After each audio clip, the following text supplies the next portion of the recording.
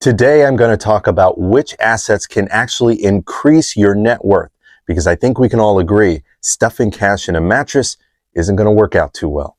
Spoiler alert, the American dollar is not the investment of the year. Over the last 40 years, the dollar has lost 3/4 of its value. So if you're hoarding cash hoping it's someday going to be a fortune, think again.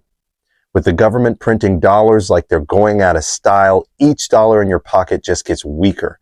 Inflation's a thing, folks. You need assets that at least keep up with inflation, but ideally something that outpaces the average rate of inflation so that retiring doesn't just feel like a fantasy. Turns out cash isn't king. Cash is everywhere, but it's the worst asset for holding value. You want proof? Imagine hiding $100,000 under your bed 40 years ago to buy a fancy boat. Today, that same boat would be worth $400,000. If you think you can get your hands on that boat with the $100,000 you put away, you may as well pack up and go home because you're about $300,000 short. Look, here's the rule. If your money isn't growing, it's shrinking.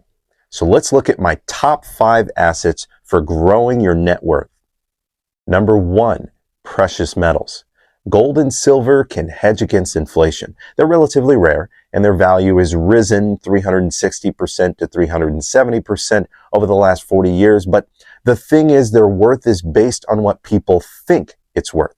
You see, gold doesn't bring you income while you hold it.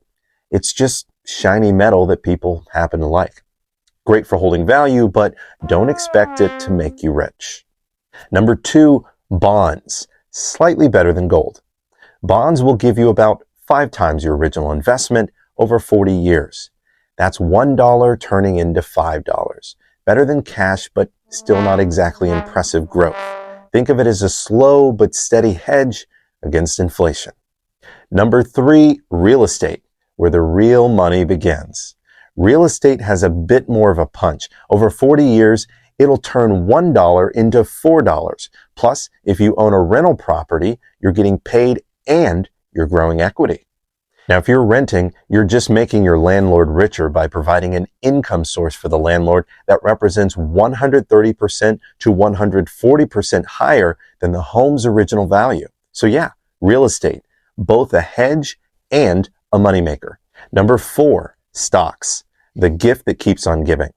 Stocks are next level growth, historically returning over 10% a year. A $1 stock investment 40 years ago, now worth $50 to $60. And if you had stocks with dividends and reinvested them, that $1 will have turned into $150 to $170 over that 40 years. Look, stocks have risk, but history's on their side.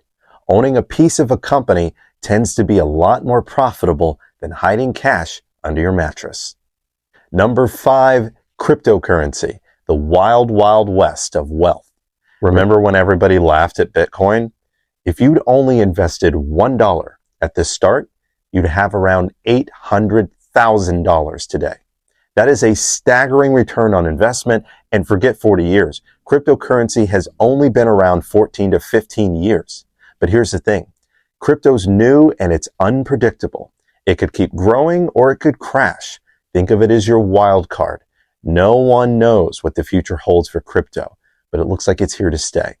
Look, I can't tell you how to invest your money in this video, nor would I attempt to do so. But if you do choose to make crypto a part of your long-term investment portfolio, please consider diversification to hedge against erratic swings in its value.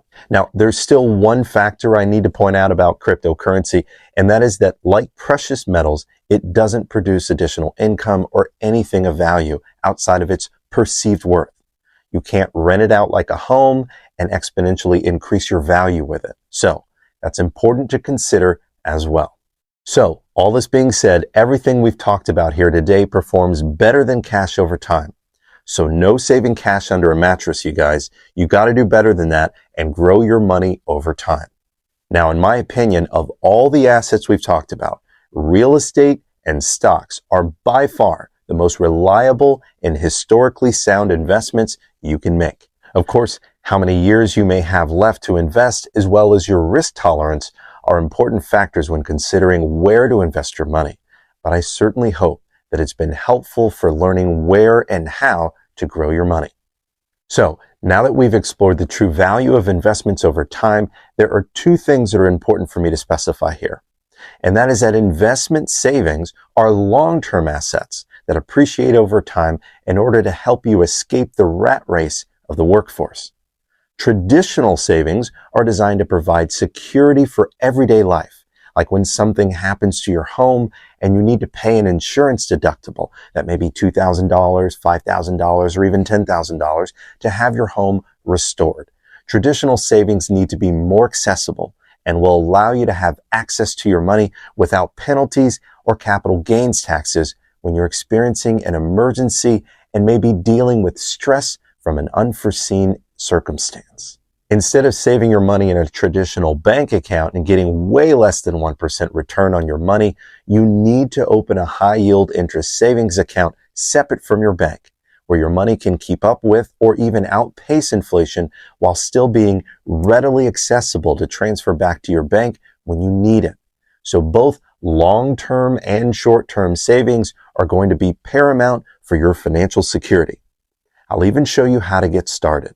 Now, for traditional savings that will ensure you have accessible cash on hand to handle the pitfalls in life while your long-term investments are working for you, you'll want to open a high-yield interest savings account. To get started, just go to the link in my profile.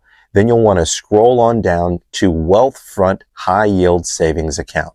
Click there to take advantage of one of the highest available interest rates on savings today.